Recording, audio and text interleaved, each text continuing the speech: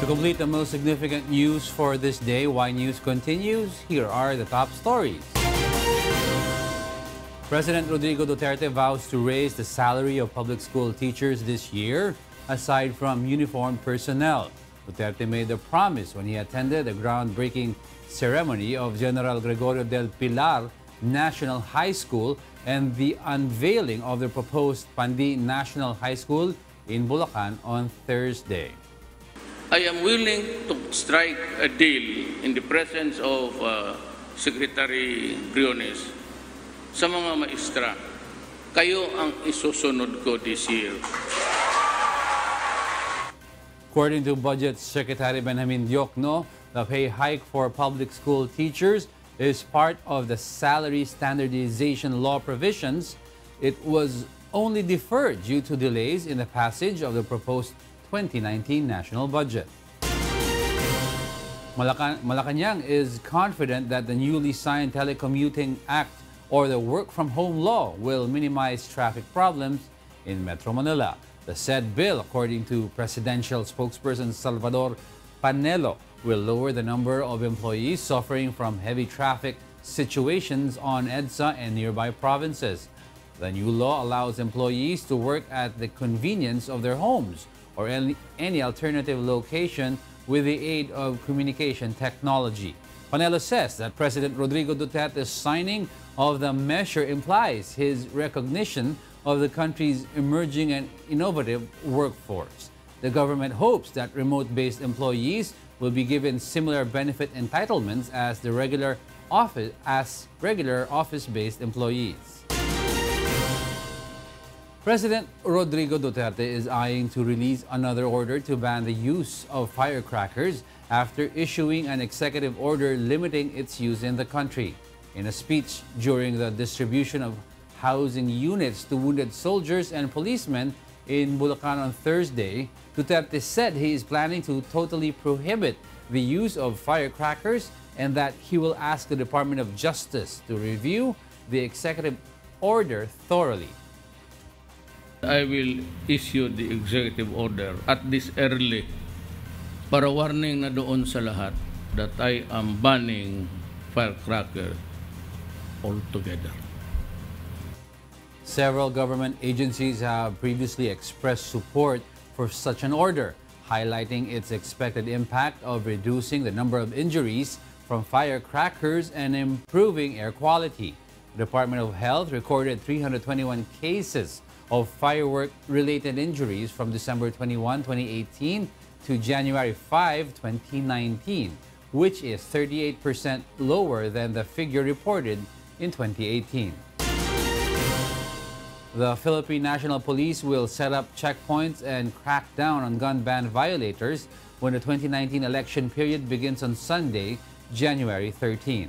The PNP says that during the gun ban period, the permit to carry firearms outside of residences will be suspended. However, qualified applicants may seek exemptions from the Commission on Elections.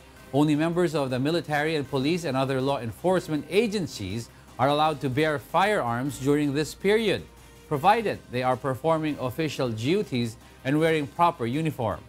Police warn that gun ban violators may face charges for violating the Omnibus Election Code. Pinagbabawal din ang paglipat ng mga employees under the civil service rules at saka yung permit to carry is suspended. However, the movements of controlled chemicals, the firearms, and the permit to carry is allowed if the COMELEC grants the COMELEC exemption. The PNP also reminds its personnel manning the checkpoint to wear their complete uniform and identification cards.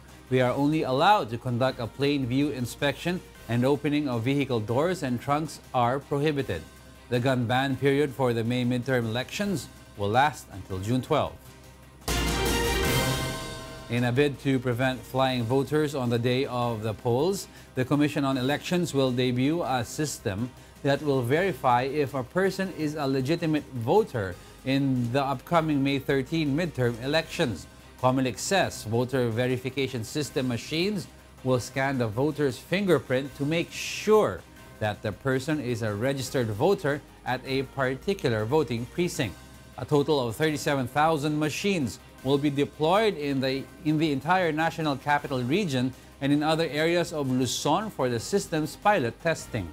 The machines also come with printers that will produce a receipt when the voter has already been verified. So basically, this is your fingerprint scanner. Okay?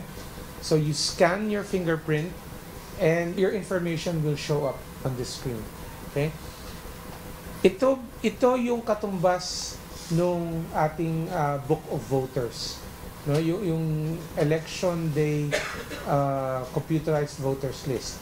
It will be in here. President Rodrigo Duterte still enjoys majority trust and approval ratings based on the recent survey of Pulse Asia. The results of a survey conducted from December 14 to 21, 2018 found that 81% of Filipinos approve of Duterte's performance as chief executive, a 6% increase from the 75% reported in September 2018.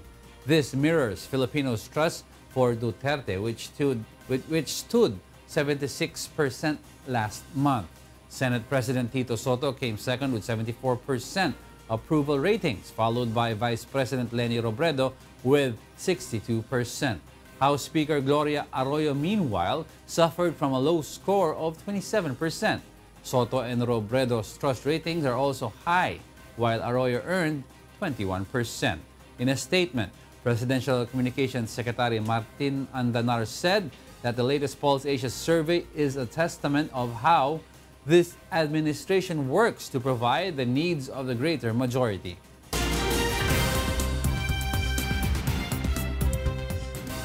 And for the news abroad, here's Stephanie C. live from Hong Kong. Stephanie, good evening. Good evening, Diego. U.S. President Donald Trump reiterates his threat to declare a national emergency to get funds to build a border wall. Meanwhile, U.S. airport security workers and air traffic controllers warn that security safety could be compromised if the government shutdown continues. Beverly Saison tells us why. U.S. President Donald Trump said on Thursday he is likely to declare a national emergency to secure funds for his long-sought wall along the U.S. southern border if he cannot reach an agreement with Democrats in Congress to provide the fund. Speaking to reporters at the White House as he prepared to depart to visit the Texas border town of McAllen, Trump repeated his contention that he had the right to declare a national emergency over immigration. Well, it's very clear. I mean, we have the absolute right to declare a national emergency, and this is security stuff. This is a national emergency. Trump also said that Mexico would indirectly pay for the wall, contradicting an earlier campaign memo. President Trump refuses to sign legislation to fund and reopen the government if it does not include $5.7 billion for a physical barrier along the U.S.-Mexico border. But budget talks have come to a standstill as Democrats, who control the House of Representatives, refuse to give him the money. The government has been in partial shutdown for 20 days, leaving about 800,000 federal employees without pay. Meanwhile, airport workers, pilots, flight attendants, and other members of the air traffic industry converged at the U.S. Capitol on Thursday, where they protested and called for an end to the government shutdown. U.S. airport security workers and air traffic controllers working without pay have been warning that security and safety could be compromised if the government shutdown continues. As this continues to go on, the layers of safety are being reduced into our airspace system for no reason whatsoever. We don't want to be in this tug of war. We want to run the safest system in the world. End the shutdown. End the shutdown. Thousands of workers whose staff control towers and security lines have been working with no pay since the start of the stalemate. The Federal Aviation Administration, or FAA, had to suspend many safety operations, conducting fewer inspections and investigations due to inadequate staffing. The Transportation Security Administration is also facing problems among its 51,000 workers, with the union saying some have already quit. Beverly Saison, UNTV News and Rescue, USA. A Myanmar court has rejected the appeal of two Reuters reporters convicted of breaking a State Secrets Act in September, while Lone and Kyaw So-u were sentenced to 7 years in prison in a case widely condemned by other countries and human rights groups. But in a ruling, Judge Ong Naing called their terms a suitable punishment, saying the defense did not provide enough evidence they were innocent. Both were arrested carrying official documents handed to them by police officers. However, they maintained their innocence, saying the authorities set them up. Several people were killed in a Houthi drone attack during a military parade in Yemen, which comes as a blow after the signing of a peace deal for the key port city in Hodeida in December. Meanwhile, tourists visiting Venice, Italy for a short time will soon be charged a higher entry fee. Here's why from Jovic Burmas. In Yemen, Houthi drones on Thursday attacked a Yemeni government military parade in Lahaj province, killing several people. The parade was taking place inside a military base in Al-Anad district when a loud explosion rocked the area. Military officials say the dead and wounded include officers and senior leaders of the coalition troops, which in southern Yemen contain a strong contingent from the United Arab Emirates. The attack by the rebels, known as Houthis, comes as a blow to Yemen peace efforts after a ceasefire was signed for the key port city of Hodeida last month, and just a day after UN envoy Martin Griffiths told the Security Council that the agreement had brought a considerable de-escalation to the conflict. In Austria, 4 men went on trial on Thursday for stealing a gold coin the size of a manhole cover from one of Germany's flagship museums in a daring nighttime heist using a ladder and a wheelbarrow. German authorities believe the 100-kilogram Canadian big maple leaf, once recognized as the biggest gold coin in the world, has been melted down since its theft from Berlin's Bode Museum in March 2017. Prosecutors say 3 of the suspects broke into the museum through an upstairs window and used a ladder, wheelbarrow, and rope to extract the coin from a bulletproof glass. The 4th suspect was a museum guard accused of helping them. The coin, made from ultra-pure gold, is one of just 6 produced by the Royal Canadian Mint in 2007 and was loaned to the museum by a private owner. It has a face value of $1 million but is thought to be worth 4 times as much. And in Venice has won approval to introduce an entry fee of up to $11.50 for short-stay tourists. Italy's budget for 2019 has a clause enabling Venice to impose the fee, which will especially target day trippers arriving on cruise ships. Venetians have long complained that mass tourism is swamping the city, adored for its picturesque canals. Venice Mayor Luigi Brugnaro said the landing tax would generate much-needed income to keep the city clean. Jovic Burmas, UNTV News and Rescue. And those are the news from the other parts of the globe. Back to you, Diego. Thank you, Stephanie C. Live from Hong Kong.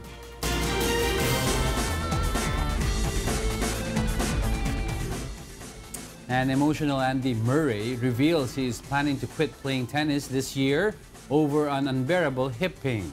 Meanwhile, Las Vegas authorities are seeking for a DNA sample from soccer star Cristiano Ronaldo. Let's find out why from Victor Cosare. Former world #1 Andy Murray may retire after the Australian Open with the severe pain from his troublesome right hip having become almost unbearable for him to play on. Overcome with emotion, the 3-time Grand Slam champion wept at a media conference as he revealed that he had initially planned to quit after playing this year's Wimbledon tournament, but now felt Melbourne Park might end up his swan song. Yeah, obviously been struggling for a long time. I've been in a lot of pain for, well, it's been probably about 20 months now. Pretty much. 5 times a runner-up at Melbourne Park, Murray had surgery on the joint a year ago, having played with pain for a number of years. He came back last June but was forced to cut his 2018 season short. Meanwhile, police in Las Vegas have issued a warrant for a DNA sample from Cristiano Ronaldo as part of their investigation into the rape allegations made against the Juventus forward. The 33-year-old's lawyer says it was a very standard request. The Wall Street Journal says the warrant was recently sent to the court system in Italy. Ronaldo have denied assaulting Catherine Mayorga at a Las Vegas hotel in 2009. Victor Cosare, UNTV News and Rescue. Miss Universe 2018 Catriona Gray vows to promote Filipino talent, crafts, and rich culture as she begins her reign. Jihan Malones Tamashunas tells us why. Filipino-Australian beauty Catriona Gray has kicked off her one-year reign as Miss Universe 2018 with week-long media interviews and public engagements in New York City, USA. In photos posted on her social media account, Gray was dressed in an Ifugao-inspired top and a denim skirt with hand-embellished pearl by Taga-Kaulo tribe, which she said she wore during a string of events this week. The beauty queen said she will continue to wear Filipino-inspired apparels in the course of her Miss Universe reign to show the world the beauty of Filipino culture and craftsmanship. I always had a touch of Filipino in something, whether it be in a fabric or a silhouette or in the symbolism, and that's really important to me because I wanted to be a Miss Philippines in every aspect of the word. It's not that I just carry the Philippine sash. I wanted to share with people, like, what do we have to offer as a country, and I feel that our textiles and our craftsmanship and how good our designers are. Gray added that she will also work on promoting products made by Filipinos in the international scene to help boost the livelihood of local communities. Something that I'm very passionate about sharing because we are world class. We should be out there on the international stage, and I feel that if more people knew what we had to offer, that industry could boom, and you know that textile, that fabric could be the livelihood for a community. So that's what I want to support, and I feel like, you know, I'm also giving back to the community by supporting their handicrafts. During her media tour, Gray talked about her experiences during the Miss Universe pageant, emphasizing her team's contribution and efforts in winning the coveted crown. She also stressed that being a beauty queen is not all about good looks, confidence, and ramp walking skills, but is also about working diligently with your team. That I wouldn't have been able to do this without them. Like, really, it does take a village to make a beauty queen. It's not just a thing that we do on our own. There's a whole team behind me to help me execute my vision.